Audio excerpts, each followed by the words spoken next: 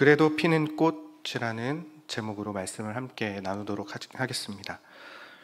오늘 본문은 예수님께서 제자들과 또 예수님을 따르는 사람들을 향해서 비유로 하신 말씀 중에 하나의 이야기입니다.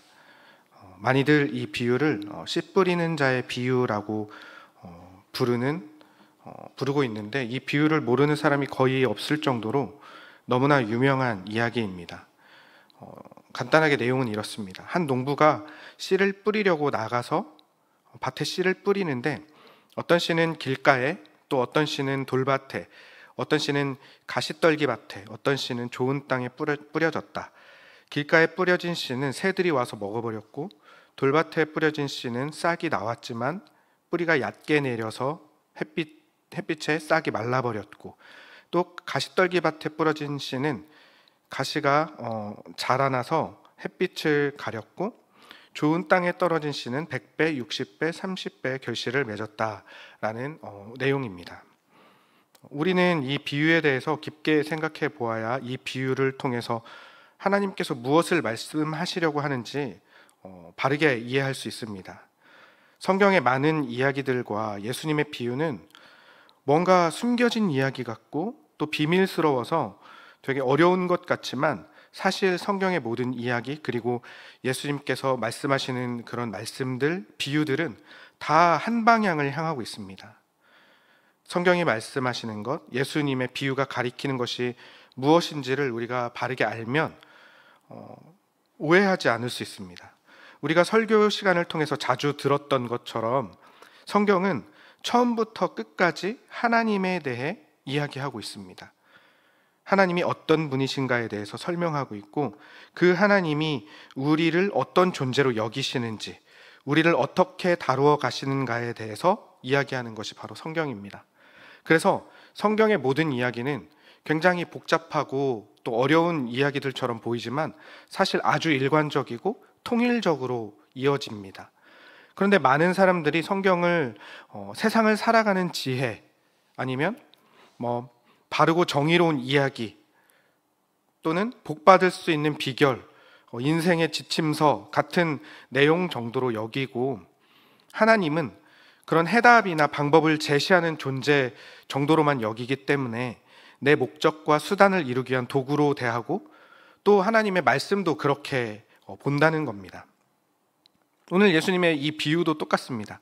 앞서서 말씀드렸던 성경이 말하는 것, 예수님의 모든 비유가 말하고 있는 것은 다른 팁이 아니라, 인생의 꿀팁이 아니라 하나님이 어떤 분이신가에 대해서부터 시작되고 있는 것입니다. 만약에 그 기본 원칙을 무시하고 이 비유를 해석하면 아마도 이런 해석이 나오고, 또 많이 들어보신 해석일 것입니다. 결실이 중요하다. 100배, 60배, 30배 엄청나고 대단한 결실을 맺을 수 있는 땅은 다른 땅들이 아니라 좋은 땅이다. 길가, 돌밭, 가시밭 같은 그런 땅들은 좋은 열매를 맺지 못한다. 엄청난 결실을 맺으려면 우리는 오직 좋은 밭이 되어야 한다. 길 같은 방해 요소 많은 우리의 마음을 정돈하고, 돌밭 같은 우리의 마음에 돌을 골라내야 하고, 가시떨기가 수북한 우리 마음의 가시를 뽑아내서 우리 마음을 좋은 밭으로 갈아 놓았을 때 우리는 30배, 60배, 100배의 결실을 맺을 수 있다. 자, 엄청난 결실을 주실 하나님을 의지하면서 우리의 밭을 옥토로 바꿔 나가자라고 그렇게 잘못 해석하게 된다는 것이죠.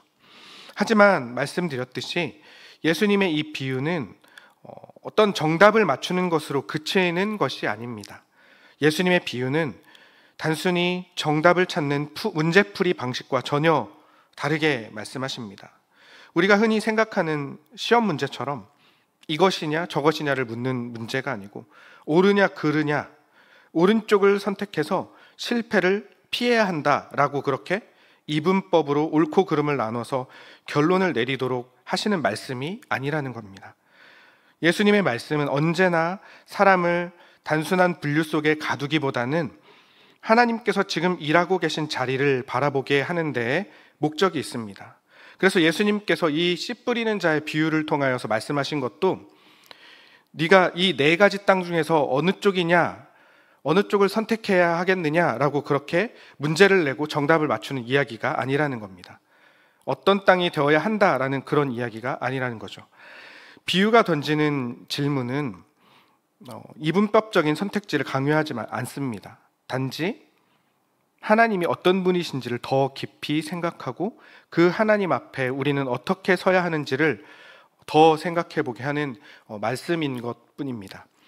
만약 예수님이 너희들이 노력해서 좋은 땅이 되어야 한다, 좋은 땅에서 많은 결실을 맺어야 한다, 나쁜 땅은 실패한 신앙이다 라고 가르치는 것이 목적이었다면 제자들이나 또 그 말씀을 듣기 위해 모인 무리들이 정말 바보가 아닌 이상 굳이 예수님께서 이런 비유들을 들어서 더 복잡하고 헷갈리게 설명할 필요가 없었을 것입니다.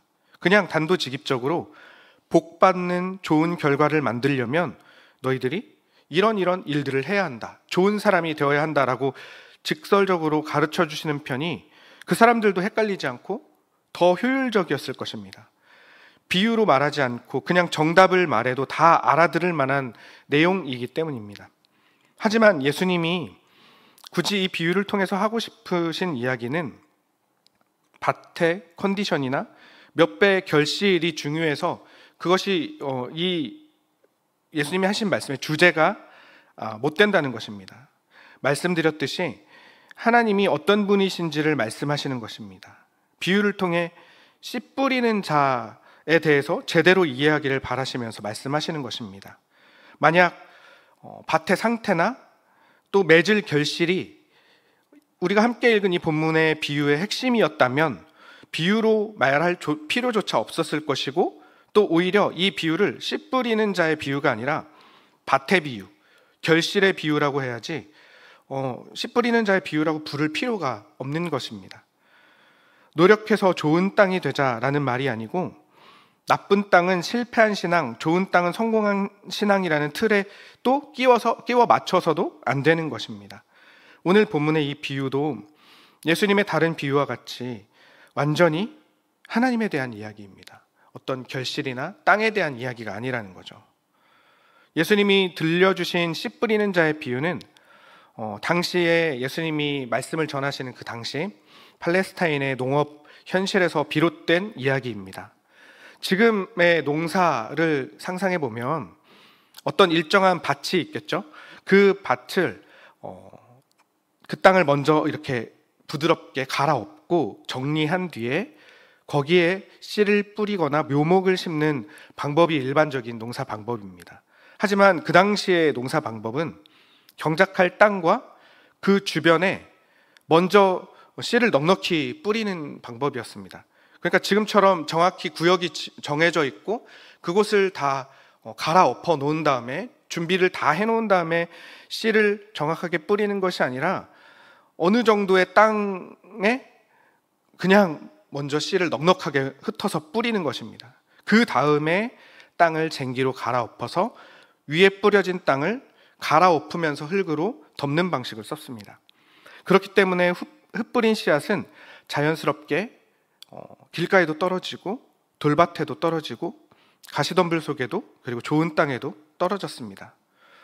일부러 실용적이지 않은 방법을 사용한 것이 아니라 그 팔레스타인 지역 자체가 평평하고 넓은 옥토가 많기보다는 돌과 가시가 섞인 땅이 많이 있었고 농부가 씨를 좋은 땅에 일일이 가려서 지금처럼 뿌리기에는 너무 힘들었기 때문입니다. 그래서 전략적으로 좋은 땅에만 씨를 뿌리는 것이 아니라 그냥 모든 땅에 먼저 씨를 넉넉히 뿌리는 방법이 가장 확실한 방법이었기 때문에 그렇게 씨를 흩어서 뿌렸던 것입니다. 씨앗이 일부 헛되게 뿌려지게 되더라도 농부는 씨를 넉넉하게 뿌리는 방법으로 그렇게 농사를 짓는 것이 그 당시의 농사 방법이었죠.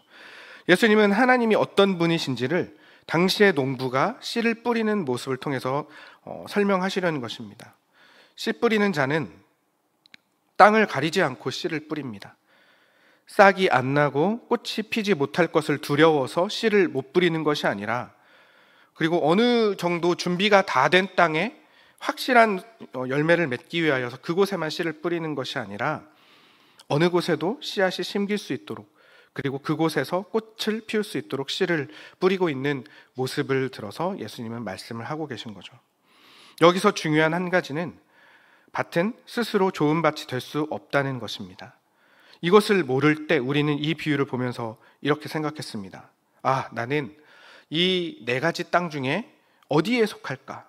이렇게 자기 스스로를 진단하면서 내가 좋은 땅이기를, 또 좋은 땅이 되어가기를 노력하고 또 어쩌면 흉내 내며 살았습니다.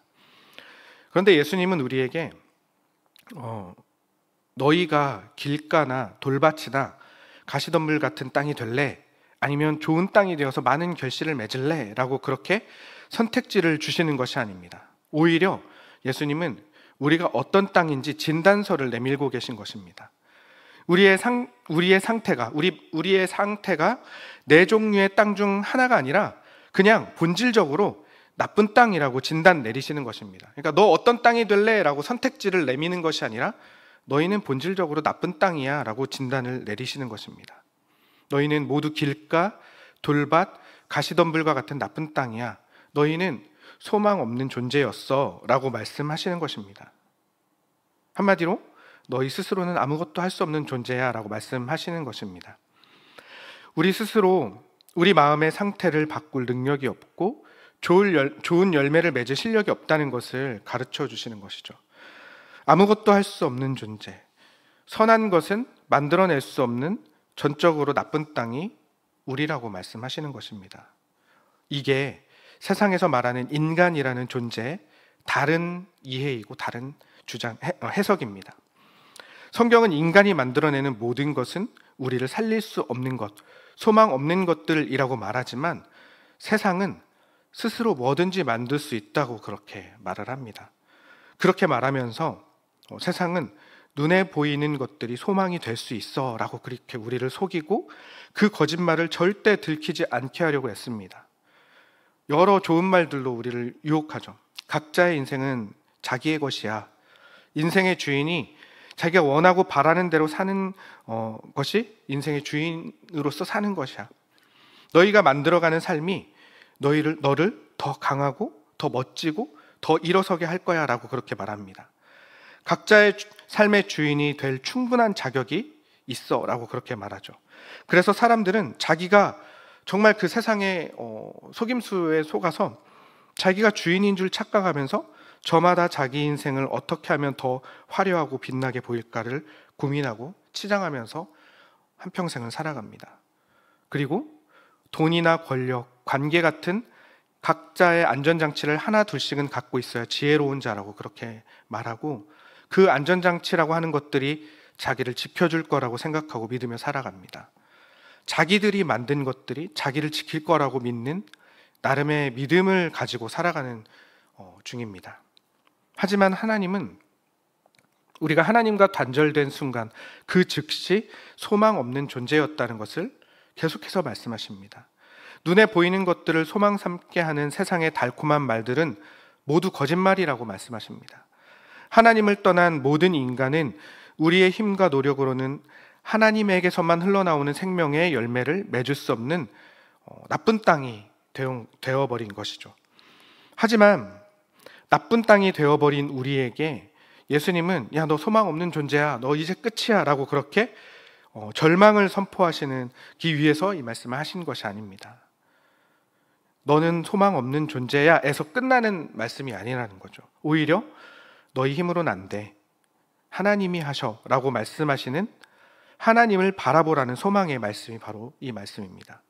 그래서 내 힘으로 안 되는구나 라는 완전한 자기 포기 선언이 일어나는 그 지점에서 즉시 하나님의 은혜가 심기는 것입니다. 여기가 하나님의 은혜가 더 풍성하게 심기고 머무는 지점입니다. 하나님의 은혜는 우리가 노력하면 좋은 땅이 될 수 있다는 가능성에 있지 않습니다. 나쁜 땅에도 씨를 뿌리는 하나님의 일하심에 하나님의 은혜가 담겨 있는 것입니다. 도무지 변할 수 없는 나쁜 땅이 나쁜 땅인 우리에게 하나님께서 직접 찾아오셔서 심기심에 하나님의 위대함이 드러나는 것이죠. 씨 뿌리는 자의 비유에서 밭이 할 수 있는 것은 많지가 않습니다. 사실 거의 없습니다. 단지 씨 뿌림 받는 것뿐입니다. 그저 주시는 은혜를 경험하는 것뿐이라는 겁니다. 그렇게 은혜가 무엇인지 아는 자로 자기 삶을 살아가는 것이 우리가 할 수 있는 유일한 일입니다. 각자의 삶이 길가나 돌밭이나 가시덤불 같은 상태일지라도 하나님은 그곳에도 하나님의 은혜를 부어주셨고, 우리가 그것을 꽃 피우는 일을 야 니네들이 알아서 해봐라, 너희들이 책임져라, 우리의 능력으로 책임져라 라고 그렇게 말씀하시는 것이 아니라 하나님께서 어느 곳에라도 결국 꽃을 피우실 거라고 믿고 신뢰하면서 주신 은혜를 품고 삶을 살아보라고 그렇게 은혜를 허락하신 것이죠. 하나님은 우리의 조건과 자격을 따지지 않으십니다. 하나님은 아끼지 않고 구별하지 않고 계산하지 않으십니다. 우리의 모든 자리 위 어떤 자리에도 그 은혜를 허락하시는 분이 바로 하나님이십니다. 은혜를 허락하신다는 것은 그냥 힘내라고 그냥 멀리서 응원하는 것이 아닙니다. 하나님이 은혜를 허락하신 방법은 말씀처럼 친히 돌밭으로 들어오시는 것이고 가시덤불 속에서 함께 하시는 것입니다. 이렇게 크신 은혜를 우리에게 허락하여 주셨지만 우리는 여전히 연약하고 부족해서 세상 속에서 살아가면서 배워왔던 그 습관처럼 결과에 집중하며 살아갑니다. 내가 좋은 결과, 좋은 결실을 내가 원하니까 마치 하나님도 그것을 원하실 거라고 생각한다는 거죠. 그래서 어떻게든 좋은 결실을 맺고 싶어하고 그것들을 만들어내면 하나님 앞에서 떳떳해하고 이내 교만해집니다. 결실을 맺지 못하면 반대로 실패라고 생각하죠. 실패는 하나님께 나아가지 못할 큰 방해 요소라고 그렇게 착각합니다. 하지만 하나님의 관심은 결실에 있지 않습니다. 애초에 결실이 중요했다면, 하나님이 애초에 결실이 중요하다고 여기셨다면 30배보다는 60배, 60배보다는 100배의 결실을 더 중요하게 여기셨을 겁니다. 그리고 야 너희들도 다 100배의 결실을 만들어내라 라고 그렇게 말씀을 하셨겠죠. 결과를 못 만들어내면 세상은 실패했다고 말합니다. 세상은 우리를 실패를 두려워하는 자로 만들려고 합니다. 실패하면 가치가 낮아지고 쓸모없는 존재가 되고 도태된다고 생각하게 합니다. 심지어 실패하면서 무슨 염치로 하나님께 나아가니? 라는 어처구니 없는 생각을 하게 해서 어떻게 해서든 실패 때문에 무너지게 만들려고 합니다. 이게 세상의 방법입니다. 실패를 무기로 하나님께로 나아가는 것을 방해합니다. 그래서 우리는 더 어떻게든 결과를 만들려고 하고 실패하지 않으려고 몸부림칩니다.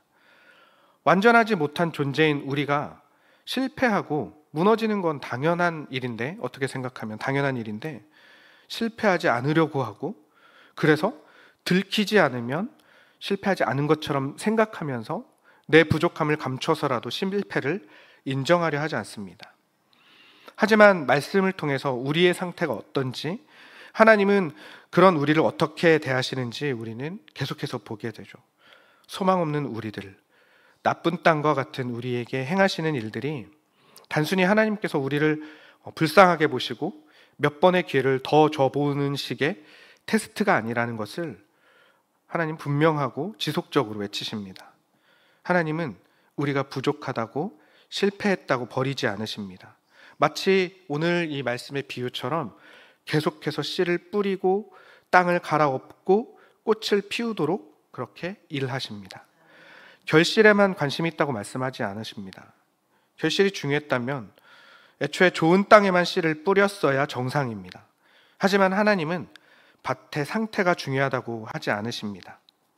그냥 씨를 뿌리십니다. 우리의 상태와 상관없이. 심지어 새가 날아와서 쪼아 먹어도, 그래서 낭비하는 것 같이 보여도 뿌리십니다. 우리가 실패할 것을 모르셔서 그냥 한번 베팅해보자라고 그렇게 하시는 것이 아닙니다. 다 아시죠? 결실이 아니라 우리 자체, 우리 존재에 관심이 있고 우리를 중요하게 여기시기 때문에 그렇게 하시는 것입니다. 그리고 그 속에서 나와 함께 꽃을 피워보자라고 그렇게 말씀하십니다.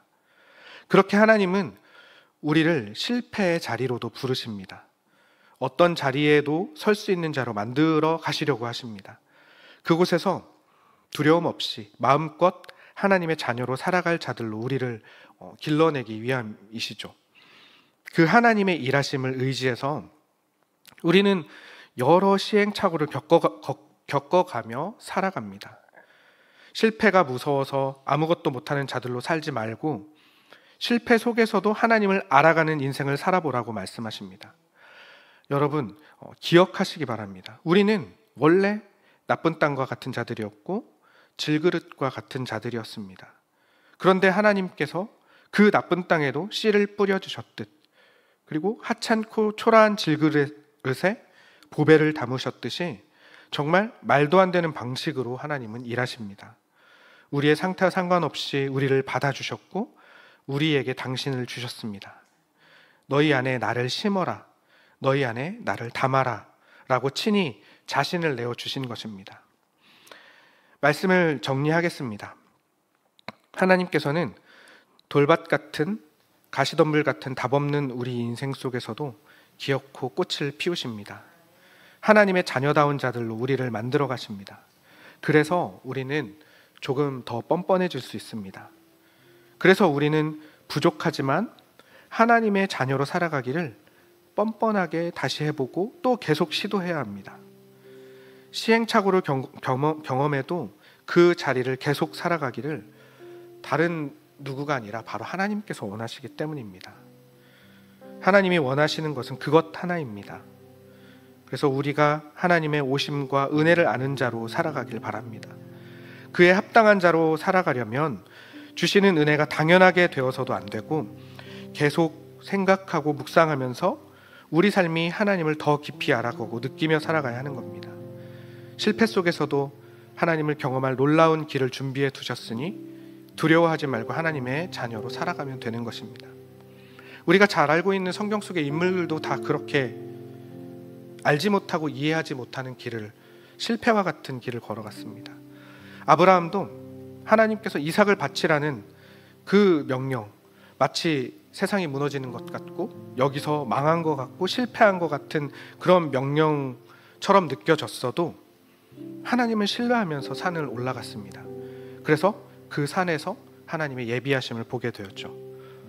이사야 선지자도 마찬가지입니다. 하나님께서 이사야를 부르시면서 야, 너 내가 불렀으니까 백성들한테 나에 대해서 잘 설명하고 백성들이 나에게로 돌아오기를 잘 전해봐라 라고 말씀하신 것이 아니라 오히려 이상하게 백성들이 깨닫지 못하게 하라 라고 그렇게 말씀하시면서 이사야를 부르시죠. 이 명령은 마치 이사야가 실패하기를 바라시면서 부르신 듯한 부르심 같지만 하나님은 그 이사야 선지자를 통해서도 뜻을 이루어 가셨습니다.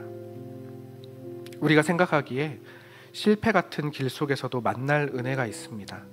오히려 실패나 망할 것 같은 길 속에서 하나님을 더 알아가게 하실 것입니다. 그곳에서 더 깊어지고 더 확실한 믿음의 사람으로 세워가실 것입니다. 사랑하는 성도 여러분, 조금만 생각해 보고 우리 삶을 돌아보아도 너무나 하찮고 보잘것없는 것이 우리의 인생입니다. 작은 요소, 작은 문제 하나에 절망하고 무너지는 것이 우리의 삶입니다. 그 문제 하나가 우리 삶을 집어삼킬 것처럼 두려워하고 머뭇거리는 존재가 작은 우리라는 존재입니다. 나쁜 땅이라는 말이 딱 어울리는 삶이죠. 그런데 그런 우리에게 말도 안 되는 일이 일어났습니다. 하나님께서 나라는 나쁜 땅에 씨를 뿌리시고 나라는 질그릇에 감당하지 못할 보배를 담기 시작하신 것입니다. 내가 너 하는 거 봐서 네 마음에 돌도 걷어주고 네 삶에 가시덤불도 뽑아주고 할게. 대신 똑바로 살아. 실패하면 안 돼. 안 그러면 너 결실 못 맺는다 라고 그렇게 협박하거나 그렇게 말씀하지 않으십니다. 하나님은 하나님이 다 하시면서도 우리를 절대 가만히 두거나 포기하지 않으십니다. 우리가 하나님의 일에 동참하기를 끝까지 원하신다는 것입니다. 넌 만들어낼 수 있는 일이 없으니까 가만히 있어 라고 말씀하시는 것이 아니라 나랑 함께 해보자 라고 말씀하십니다. 그런 하나님의 지치지 않으시고 변함이 없으신 부르심에 우리 삶을 맡기며 하나님이 주인이심을 알고 함께하는 우리 모두가 되기를 바랍니다. 그러면 언젠가 그렇게 일하시고 계시는 하나님을 더 자세히, 더 분명하게 보게 될 것입니다. 와, 이런 땅에서도 꽃을 피우시네. 하나님 너무 놀라우시다. 하나님 너무 거대하시다. 이런 하나님이 우리 아버지라니 라고 고백하며 하나님을 찬양할 수밖에 없는 하루하루를 살게 될 것입니다. 그렇게 하나님의 크심을 마음껏 찬양하고 그 크심에 우리 삶을 온전히 내어드리는 우리 모두이시기를 바랍니다. 함께 찬양하겠습니다. 우리를 사랑하셔서 우리에게 자기 자신을 담으신 하나님의 은혜를 기억하며 함께 찬양하겠습니다. 나의 사랑 너는 어여쁘고 참 귀하다. 어느 보석보다 귀하다.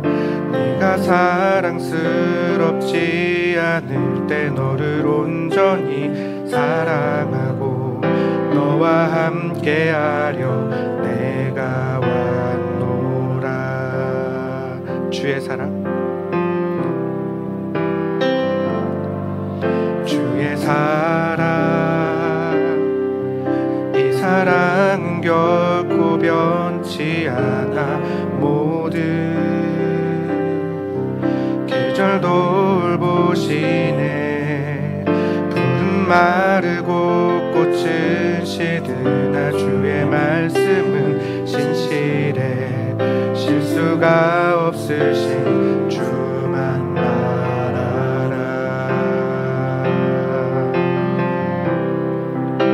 주님의 나라와 뜻이 나의 삶 속에 임하시며 주님 알기를 주만 보기를 소망해.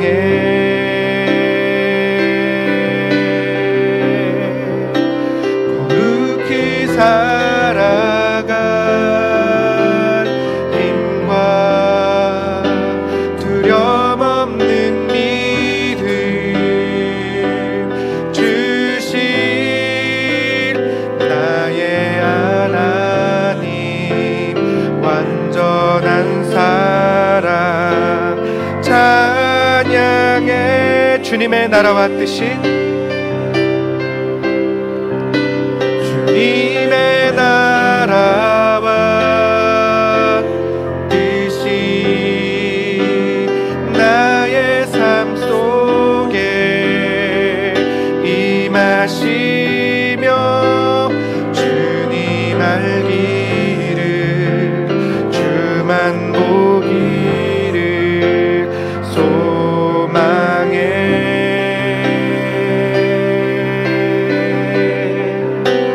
거룩히 살아갈 힘과 두려움 없는 믿음 주실 나의 하나님. 완전한 사랑 찬양해.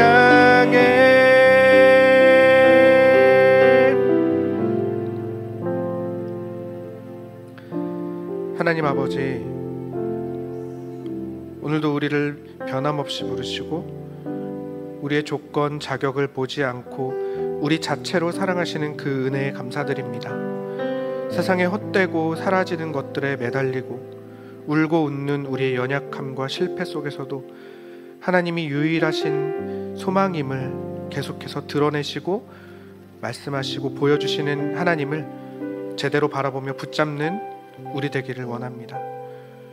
우리 스스로 좋은 땅이 되려는 착각에서 벗어나서 하나님만이 우리 삶을 이끄시고 만들어 가심을 인정하고 엎드리는 우리 되게 하시고 그 속에서 유일한 빛이신 하나님만 자랑하고 드러내는 우리 인생 되게 하여 주시옵소서.